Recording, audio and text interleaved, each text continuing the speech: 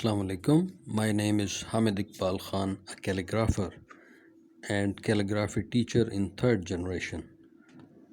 I am writing an Arabic Islamic calligraphy tutorial, a name of Allah subhanahu wa ta'ala. In our today's lesson, Al-Razzaq, which has the Arabic letters practiced like you can learn by watching it carefully the letters how to write Alif. In this tutorial, you will learn how to write Lam and how to write Re and how to join Lam with Re and how to write Arabic calligraphy letter Z, and you would be learning how to write letter Kaf.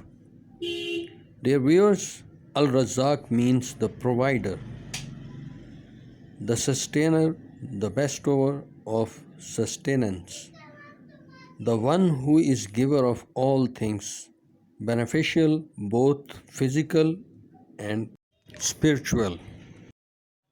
Anyone who wants to learn the art of Arabic calligraphy through online tutoring can contact in the comment.